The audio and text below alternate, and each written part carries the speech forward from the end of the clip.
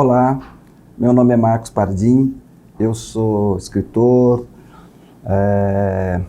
agente cultural, produtor cultural, já com uma longa estrada, já quase 40 anos trabalhando no ramo da cultura, e estou aqui hoje para gravar essa videoaula por conta do PROAC 2021, e o tema da minha videoaula é a cultura após a redemocratização.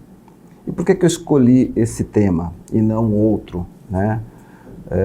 Porque como eu atuo o ano que vem, eu vou completar 40 anos de operariado cultural, eu tive a intenção com essa videoaula de que ela seja um relato vivo, né, sobre o papel do Estado na construção das políticas públicas.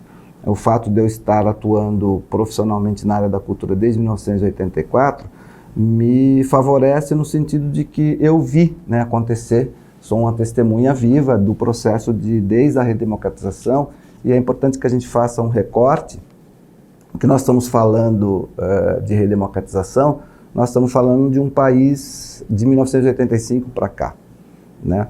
E para chegar até 1985, o processo de redemocratização, a cultura esteve envolvida, estava envolvida, o campo cultural esteve envolvido, né, num processo muito excitante de reconquista da democracia brasileira, sobretudo com a questão das diretas já, né? Então havia uma grande expectativa de que país emergiria, né, que país nós seríamos capazes de construir a partir do processo de redemocratização. Isso de fato acontece, o país se redemocratiza em 1985, e em que sentido, como a cultura estava inserida nisso? Havia uma grande expectativa de que, a partir da redemocratização, o Estado brasileiro, compreendido nas suas 3 dimensões, pudesse, de maneira pujante, atuante, trabalhasse na questão da nossa diversidade, da nossa pluralidade, da nossa riqueza cultural, que a gente sabe que mora, né, habita nisso, né, na nossa diversidade, na nossa pluralidade, o quão vasto, né, quão rico é o nosso fazer, o nosso saber cultural espalhado pelos mais diversos rincões aí do nosso país. Essa expectativa, de uma certa maneira, ela não se vinga, né? Ela não se vinga a partir do processo já das diretas já, né? Que não foi, já de imediato a gente já nós não podemos, não recuperamos a democracia plena, né? Nós não votamos para presidente, só fomos votar para presidente da República já no final dos anos 80, né? 4 anos pós a redemocratização do país. No governo, na esfera federal, tão logo o país se redemocratiza, a primeira grande ação cultural a partir do Estado, ela se dá pela criação da Lei Sarney, né? A Lei Sarney, ela é mãe, né, embrionária do que nós conhecemos hoje, que é a Lei Rouanet. Antes de existir a Lei Rouanet, que é de 1991, o Brasil viu ser criada a Lei Sarney, fortemente inspirada pelas leis de incentivo fiscal que existiam mundo afora, e que nasceu já com essa intenção mesmo, né, de que as empresas privadas pudessem financiar os projetos culturais do país, via isenção de impostos que as empresas precisam recolher para o governo brasileiro. No estado de São Paulo, né, há uma experiência muito interessante, já assim, imediatamente a redemocratização do país, que é Fernando Moraes, o escritor Fernando Moraes assume a Secretaria do Estado da Cultura e atua para que a descentralização aconteça de fato com a criação das oficinas culturais, né? Várias oficinas culturais, na segunda metade dos anos 1980, foram construídas e espalhadas por diversas cidades do interior de São Paulo, né? E é importante notar, rico inclusive, né, é um processo rico da gente notar que inclusive a nomenclatura de quem atua na área da cultura vai mudando durante esse processo histórico, né? Antes, na luta pela redemocratização, nós que atuávamos e as pessoas que atuavam no campo da cultura éramos chamados de agitadores culturais, né? Faz todo sentido, né? Porque ainda vivíamos o período de ditadura, então era assim, absolutamente compreensível que quem trabalhasse na área da cultura e quisesse mudar o status quo fosse chamado de agitador, né? E aí, com a redemocratização, a própria Secretaria do Estado, quando cria as oficinas culturais e espalha pelo Estado de São Paulo, ela cria cursos, né, de agentes culturais. Eu mesmo participei. Eu era, à época, diretor do Teatro Municipal da cidade de Salto, na cidade, inclusive, onde eu vivo, onde eu moro, e eu fui um dos contemplados com uma das vagas de um dos cursos que a Secretaria de Estado da Cultura promovia, e esses cursos aconteciam na Oficina Cultural Oswald de Andrade, e que tinham como grade, né, a capacitação, a formação mesmo de agentes culturais que pudessem atuar no interior de São Paulo para democratizar o acesso, começar a dialogar com os artistas locais, tirar um pouco aquela visão que era hegemônica de que cultura era única e exclusivamente eventos culturais, né? Então era muito comum na pós-redemocratização, foi muito comum pós-redemocratização que nos municípios a cultura se resumia, né? Ela se reduzia de maneira drástica aos eventos, ao aniversário da cidade, uma festa aqui, uma festa ali, as festas tradicionais, e não tinha nenhuma política pública voltada de maneira sistêmica para atender linguagens, para atender os artistas. Isso é uma coisa que a gente vai encontrar, vai bifurcar mais para frente no começo dos anos 2000, né? E a criação da Lei Sarney e posteriormente a Lei Rouanet, elas têm muito fortemente no seu escopo a questão do neoliberalismo, que era muito forte no mundo todo, no final dos anos 90, no final dos anos 80 e começo dos anos 90, e o Brasil não ficou fora disso, né? Não passou incólume a esse processo liberal, né? E a cultura foi muito fortemente impactada nesse período. Eu mesmo fui muito fortemente impactado. Em 1991 eu criei a minha produtora, chamada MP Produções, e passei os anos 90 inteiro viajando no interior de São Paulo, produzindo localmente espetáculos de teatro, não só, trabalhando também com literatura, artes plásticas, mas muito fortemente com o teatro.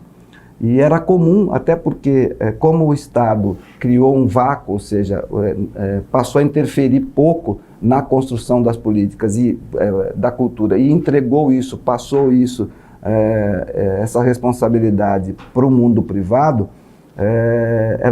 os anos 90, aqui no Brasil, ficaram muito fortemente marcados pelos grandes shows, grandes festivais que eram financiados por grandes empresas. Então foi muito comum os festivais, os eventos serem nominados pelas marcas, né? As empresas de cigarro, as empresas de cervejas, os bancos, né? Eles davam nome aos eventos. Então era muito comum festival de blues, festival de rock, enfim, né? Festivais internacionais, os grandes companhias internacionais, grandes músicos internacionais circularam muito pelo Brasil nos anos 90, visitando esses grandes eventos, nesses festivais que eram financiados por essas grandes empresas, que inclusive davam nome aos eventos. Isso também impactou nas cidades do interior. Mesmo quando não tinha lei de incentivo, que a empresa não era favorecida pela lei de incentivo, mas ela tinha criou-se um hábito, uma cultura da empresa vincular o seu nome a um determinado produto cultural. Então, a MP, por exemplo, né, durante todos os anos que eu trabalhei em mais de uma centena de cidades pelo interior de São Paulo, nunca foi com recurso público. todos os eventos eram patrocinados por diversas empresas, né?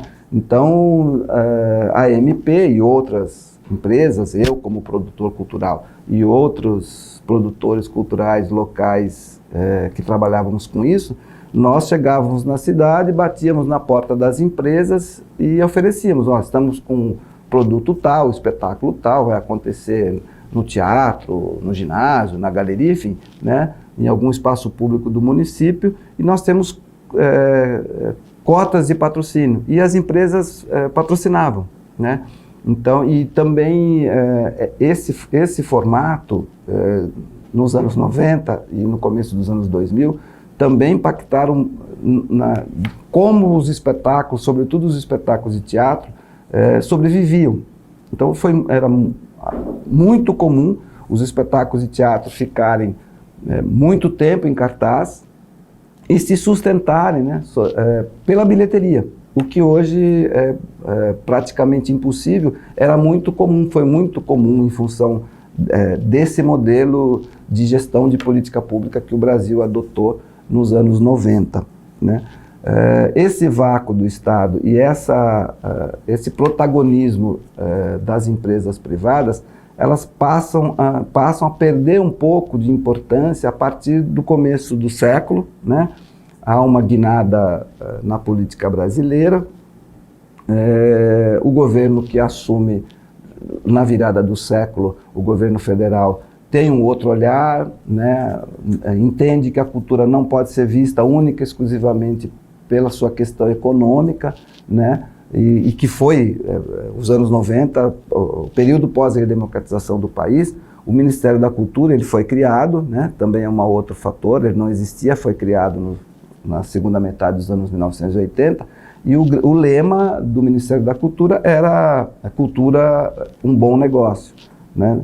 Não que não deva ser, né? Mas a cultura é mais ampla, né? Ela tem um significado e uma importância no tecido social que vai além da questão econômica. Mas isso só passa a ser entendido a partir da virada do século XX, do século XXI, e os anos 2000, o governo federal passa a articular com estados e municípios as dimensões também simbólicas e cidadãs da cultura, e nós chegamos a esse momento que hoje, né, 2023, a gente vive muito fortemente, que é a discussão e a disputa da narrativa da institucionalidade da cultura. Então, governos federal, estaduais e municipais ganham vocabulários na cultura que nós não discutíamos nos anos 90, né? E passamos a discutir de forma sistêmica e passamos a entender que sistema nacional, sistemas estaduais, sistemas municipais, planos municipais de cultura, conselhos municipais de cultura, fundos municipais de cultura, formam uma cadeia que é o que vai fortalecer a produção cultural do país, né? Os municípios ganham protagonismo, essas discussões chegam até os rincões mais afastados do país, e é onde a gente se encontra hoje, né?